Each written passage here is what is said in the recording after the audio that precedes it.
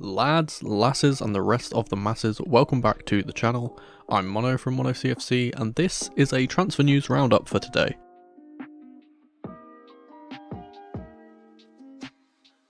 Pre-season has well and truly begun now, with the majority of Chelsea's players returning to Cobham to train with the new manager. However, there are still deals to be done, papers to be signed and players to be sold. So, with that said, let's take a look at some of the transfer news doing the rounds this week. Let's start with Moises Caicedo. It's been reported that talks for the Ecuadorian are still ongoing, with Brighton and Chelsea seemingly unable to agree on a fixed fee and or payment structure. Chelsea are supposedly trying to negotiate a more agreeable set of instalments, whereas the Seagulls are holding firm to the idea of one large lump sum up front. The deal is looking to be around the £80 to £100 million mark, and talks are continuing daily. This signing is almost certain to happen, but Brighton are notoriously hard to deal with. Chelsea are trying to get the deal done before the end of the week, as the pre-season flight to the US is set to go ahead on Monday. Caicedo has already agreed personal terms, as been reported multiple times, and is keen to play for Chelsea, as any player should be, which is likely proving a factor in the move getting done. Another spanner in the works is that Brighton were initially trying to buy the untouchable Levi Colwill, with a club record fee for the Englishman being rejected by the Blues very recently. Perhaps it's not far-fetched to suggest that the reason the Caicedo deal has been so slow is that Brighton have been trying to negotiate some kind of swap deal, and those talks have rightly been shut down. Caicedo is our main target for this window, and I'd be incredibly surprised if it doesn't happen. I expect the news to ramp up about this deal in the next few days, as our first pre-season game is less than a week away, and he'll most certainly need to be in swiftly and meet his new teammates. Moving on, let's talk about another serious potential transfer target of ours, Rayan Cherki. Chelsea have stepped up their interest in the young Frenchman and are reportedly in talks with his representatives at this current time. The reported asking price is around €50 million, but Chelsea are aiming for slightly less than that and feel as if a deal can be struck at €40 million or £34 million. I personally think this is an absolute steal for a player of his talent and potential, and if you would like to see some analysis into the Lyon man, there'll be a video link in the top right hand corner to a video where I broke down some different transfer targets and did a section on him. There will also be a link in the description for those of you on mobile devices. As mentioned in previous videos, Lyon are currently going through some financial worries, and Cherki is a player that they feel they can sell in order to recover from it, at least partially. All parties seem to be on the same page and want to get this deal done, as Lyon and Chelsea have formed a good relationship recently, with our discussions about the acquisition of Christian Pulisic going smoothly until the deal was no longer feasible. Speaking of the American, it has now been officially confirmed that the star of Project Restart has been sold to AC Milan in a deal worth around €22 million. The boy from Hershey made 145 appearances for the Blues and was a great servant to the club. Injuries and other factors meant that he probably didn't get the amount of game time / opportunities as he would have liked, but up until very recently, he has been a decent winger for us and gave us some good memories to look back on. I personally wish him well in the Serie A, where he joins fellow former Blues Ruben Loftus-Cheek, Olivier Giroud and Fikayo Tomori.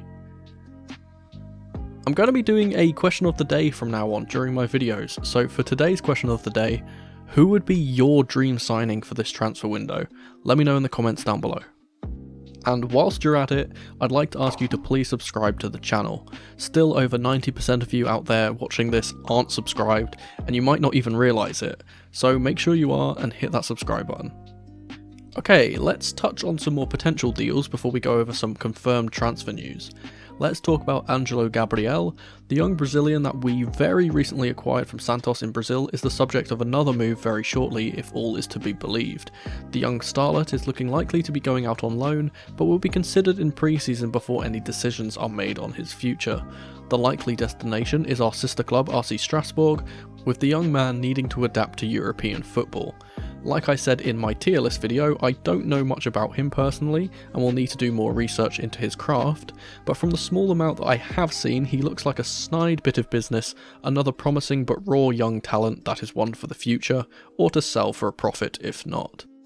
Next up, let's talk about some rumoured departures. The team has been separated into two groups in training.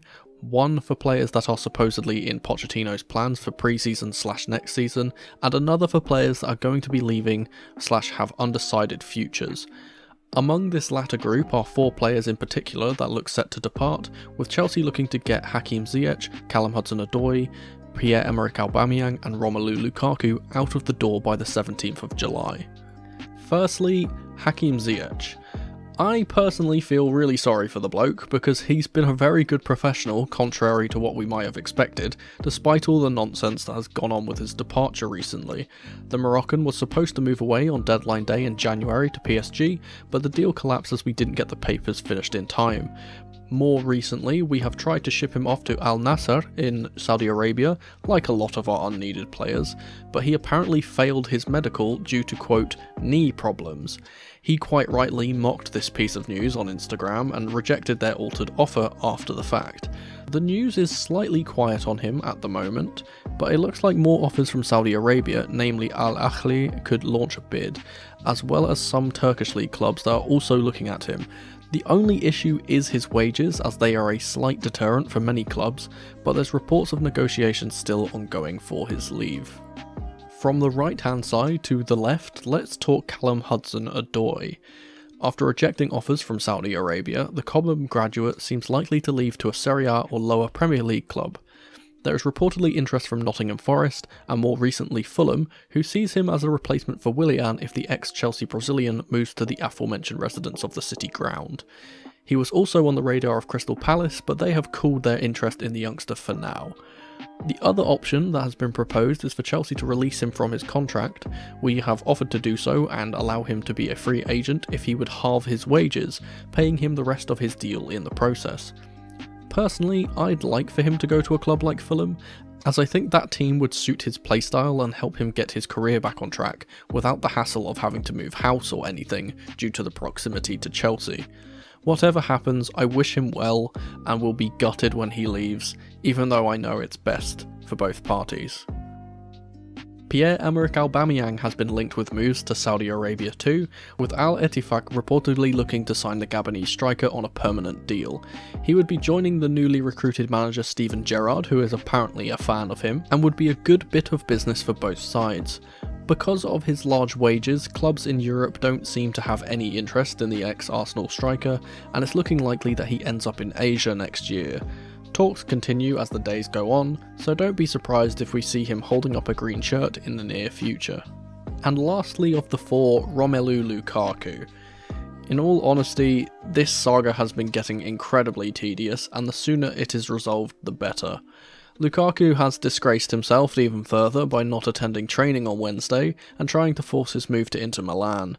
The issue that the Belgian can't see is that the Italian club is simply not paying up, and doesn't value him high enough to pay the £40 million price tag we have set for him. We have recently rejected a laughably low offer of £26 million from them, as we tried to recuperate some of the money they swindled us out of. Until they pull the checks out, it seems as if this situation is set to drag out even further.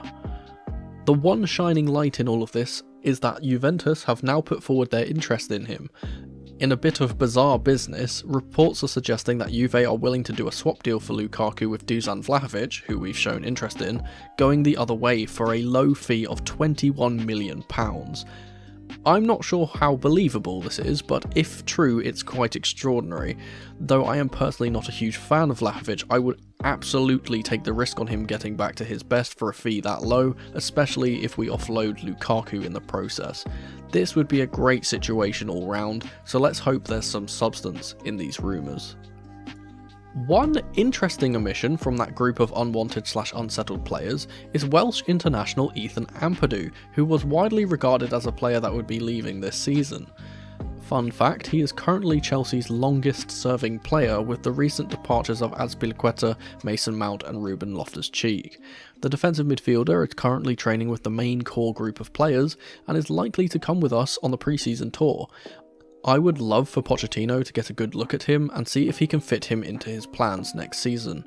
We desperately need a true defensive-minded 6, and Ethan has shown in his recent loan spells that he can play there incredibly well, even when he's surrounded by players that aren't the greatest.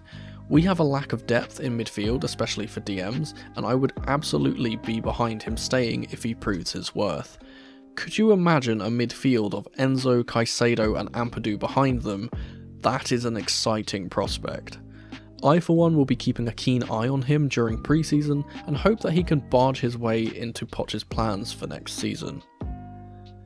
Alright, let's finally talk about some confirmed news, starting off with our brand new signing Diego Moreira.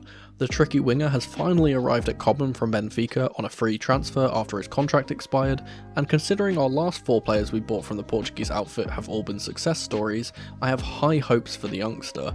He's also the first, but definitely not going to be the last, signing we have revealed in our new, albeit sponsorless kit.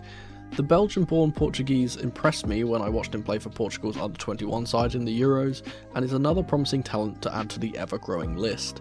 I am a huge fan of us bringing in left-footed players as they are a rare breed and we need cover for Noni Madueke, though that being said, Moreira technically has played off the left more so than the right, but he can play on both sides and I think he'll do well whichever side he ends up on.